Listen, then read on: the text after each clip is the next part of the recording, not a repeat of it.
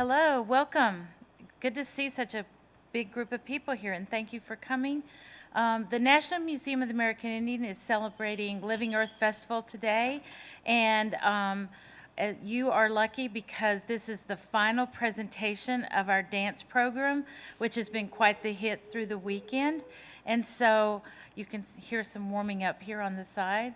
I'm very happy that we have James Jones with us. He's Cree from northern Alberta, via Edmonton, via Vancouver, but now he's in the U.S. and he's here today with us. I've worked with him several times, and I've seen him grow as an artist, as a presenter, and I have to say this presentation that he's been doing, it's just nice to see him growing with a mission and a purpose that he's using his art for. So I'm going to let him talk about it, but at the moment, let's give a big hand to James Jones from Canada.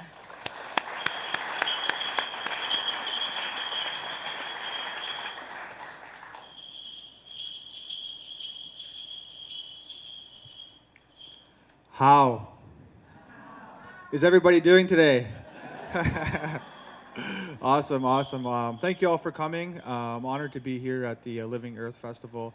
This is actually I think my fourth time coming here to Washington D.C. to perform and present. So I'm always happy to be back in the capital.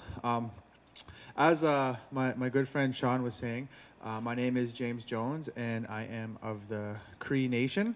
The thing about that is the Cree, the Plains Cree, if you've heard of us before, that name was actually given to us by the French, and we have our own name that we call ourselves, which is the Nachiao. Can you guys say Nachiao?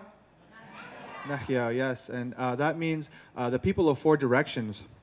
And the story behind that is where we are located geographically, we encounter a lot of other nations, and we did a lot of trading with, people from all directions, from the north, the east, the west, and the south.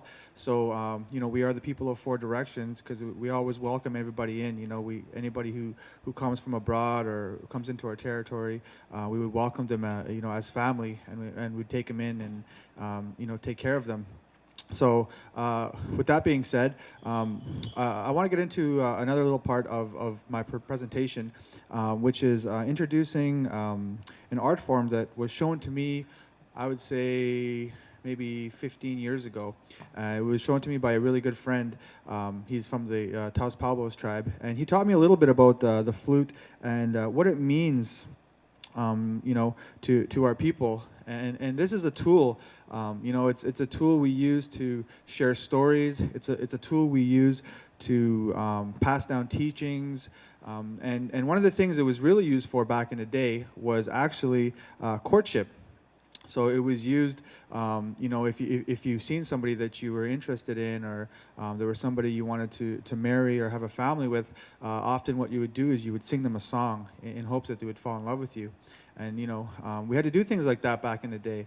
It wasn't like it was today. There wasn't Facebook or Instagram or Tinder or that kind of stuff around. You couldn't just go and poke somebody online. You had to actually, talk to them and have a conversation and present each other with things. So often you would sing them a song or present them with a dance and those kind of things. So I'm going to sing a little song for you guys here today, and try not to fall in love with me. All right.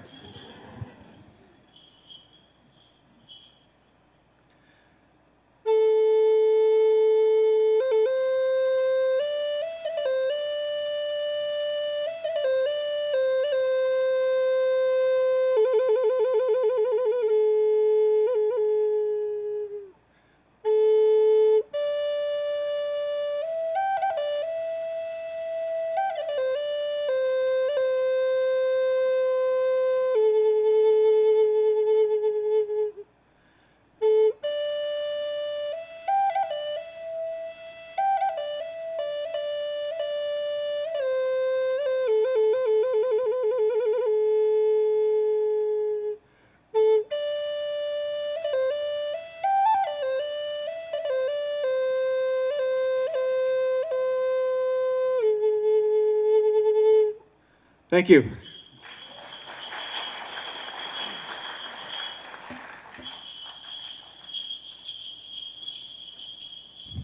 So, a little thing about me that people always assume, is that I dress like this all the time. People always seem to think that this is how I dress and how I go about pretty much all day, every day. And for those of you who don't know me, and the people who don't know me, I think a lot of people also assume that, I was raised in tradition. A lot of people assume that I was raised, very traditionally, spiritually, and all that stuff, And that probably couldn't be further from the truth, to be honest with you. The community that I come from in Canada, it's a northern community, and it's one of the communities that were heavily affected by residential schools. And I don't know if you guys have ever heard of them before, but during the 60s, 70s, and 80s, the government kind of implemented this program to First Nations people in Canada. And young, very, very, very young Indigenous kids were taken away from their parents forcefully and put into these residential schools by the Catholic Church. And what would happen in these schools, we weren't allowed to practice our dances. We weren't allowed to speak our language. We weren't allowed to practice any of our ceremonies. We weren't even allowed to have long hair. So, a lot of these cultures and traditions were taken away from us at a very, very, very young age. And it just recently, I think in the past maybe 20, maybe 25 years, 30 years, we've been kind of reorganizing, re-indigenizing, and claiming our culture back. So a lot of us grew up, without our language. A lot of us grew up without our ceremonies. A lot of us grew up without our culture, without our dances. And my community was one of those communities that were heavily affected by that. So I didn't grow up with any of this stuff. It wasn't until I moved to Edmonton, Alberta, when I was in my early teens, is where I started getting into dance and art and learning more about my culture. And I grew up in the inner city, and I think a lot of people probably don't know that about First Nations people. A lot of us grew up without our culture and our traditions these days, and I think it's really important that we reclaim that and get that back. And because it's important to share stories like this and talk about these kind of things and meet people like you guys, so we can share these stories back and forth. But yeah, so I never grew up with any of this stuff. And interesting enough, the very, very first art form that I learned, I was about 12 years old, the very first art style was breakdancing. Yeah, breakdancing was the very first thing we call it b-boying or b-girling, and that was the very first contact I had with the arts. And for me, it was a very awesome and interesting journey. It was great to just perform, and I felt like I always had a performer spirit. I felt like I was at my happiest. I felt like I was always up here when I was dancing and when I was performing and sharing my story through my art.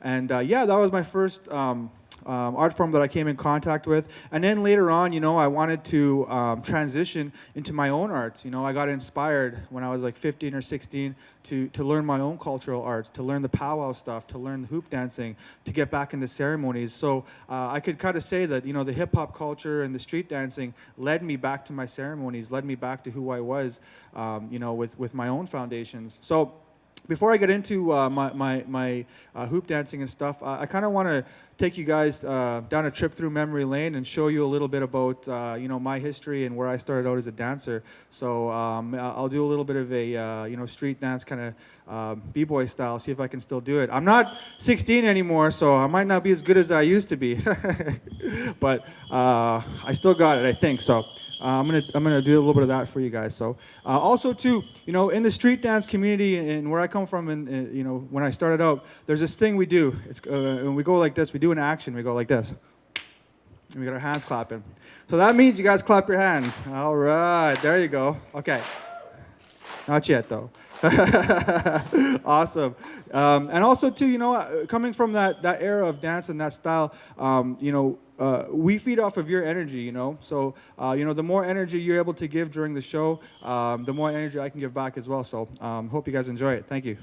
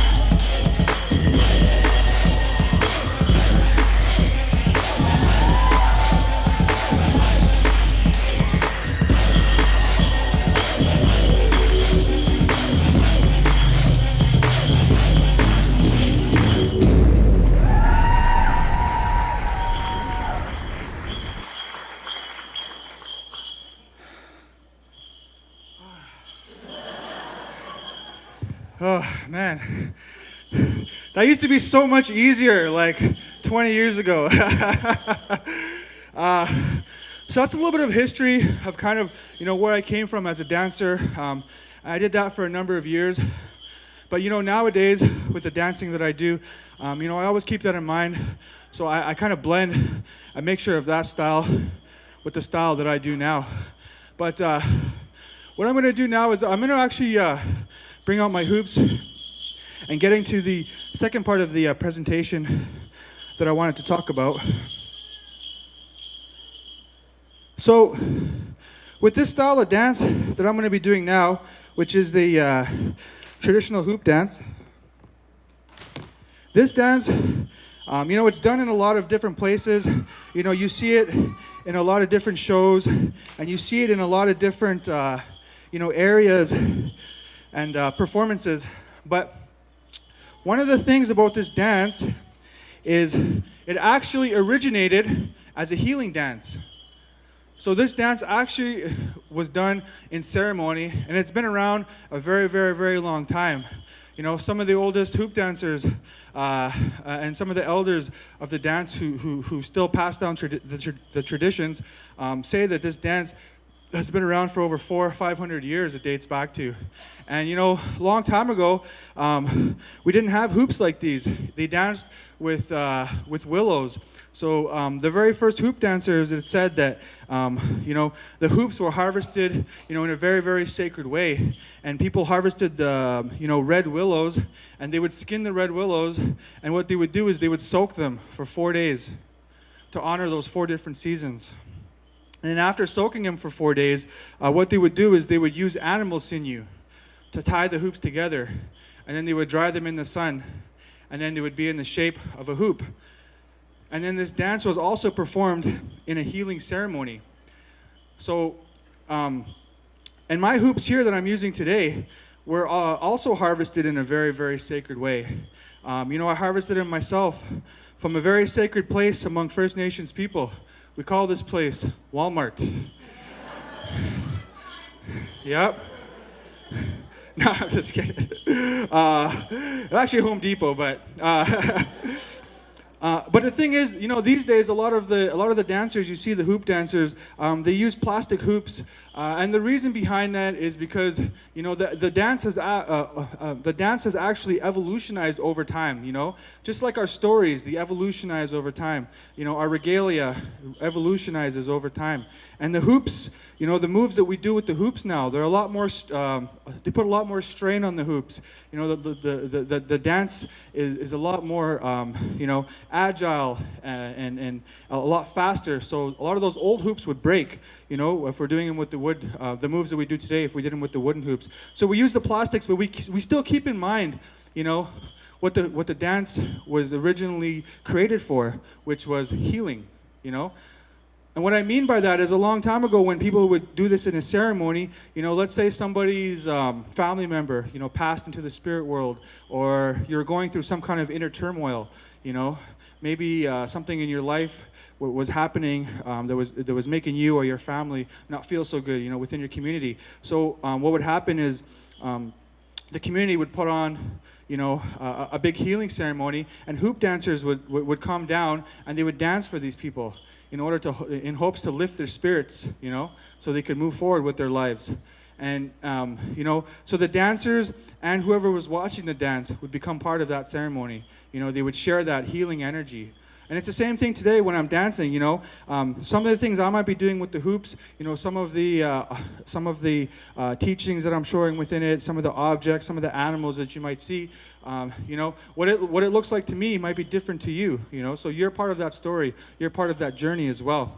And the hoop dancers, a long time ago, they would dance originally with 5 hoops. They would use 5 hoops in that healing ceremony, and each hoop represented a different energy. So when you pick up your first hoop, that first hoop represents your body. When you pick up 2 hoops, dancing with 2, that represents your mind. When you pick up 3 hoops, your third hoop, that represents your spirit. When you're dancing with 4 hoops, that represents your ancestors. And when you're dancing with 5 hoops, all 5 hoops together, That's just a combination of everything. You're dancing with your mind, your body, and your spirit, and you're putting that all together, and you're creating that story when you pick up your five hoops. And then, just like anything else, over time, the hoop dance evolutionized. So we add more hoops, we add more stories to our dance. So some hoop dancers you'll see dancing with 5, some you'll see dancing with 10, 15, and so on. It all depends on what story they want to tell at that point in time. So this is the hoop dance, everybody. I hope you guys enjoy it. Hey, hey.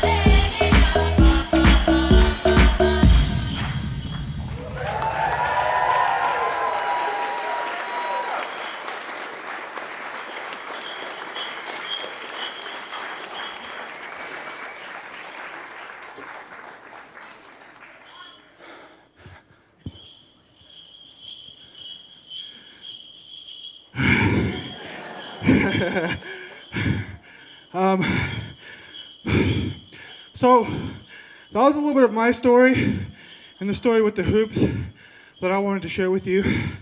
One of the things, though, that I really wanted to share with you guys before you guys got out of here, so let me get a drink of water, actually.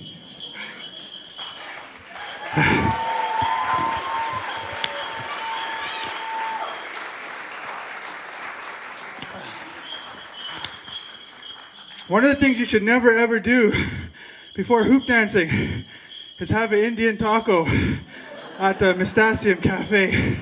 Because you'll feel it. You will.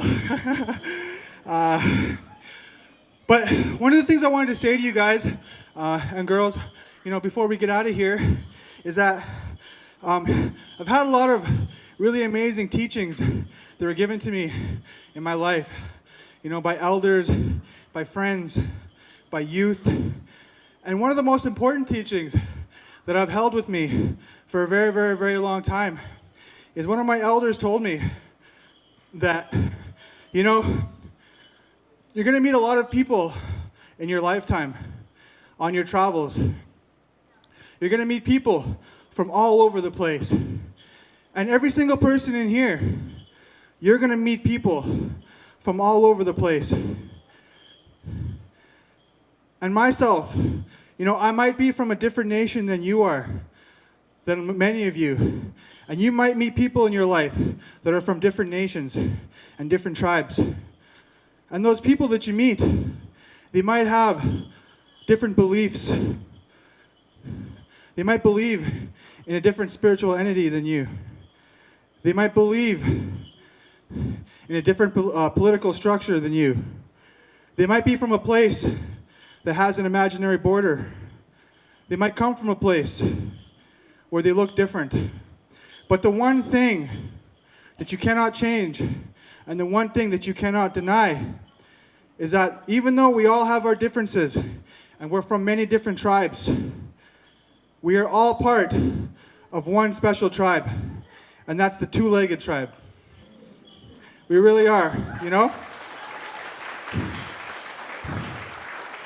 We've been here for a very long time, all over the world. Us two-legged tribe have traveled and flourished. And this day and age, I think it's very, very important to remember that we're all from this very, very special, unique tribe. Because there's a lot of things that divide us these days, politics, religion, all these things. But if we keep that in mind, that we're all together, we're all part of that one tribe, that two-legged tribe, that's the best way, I think, that we're going to be able to move together in the future and reach our highest potential. So thank you very much, everybody, for enjoying and listening to my presentation. I had a really good time here. Thank you.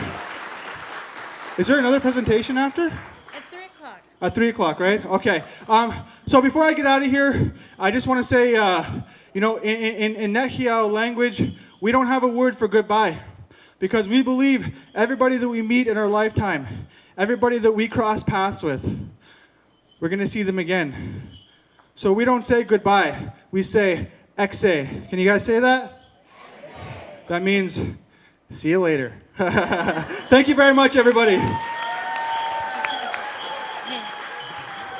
Thank you, everyone. Let's give him a big, big round of applause. Yeah, there you go. Thank you.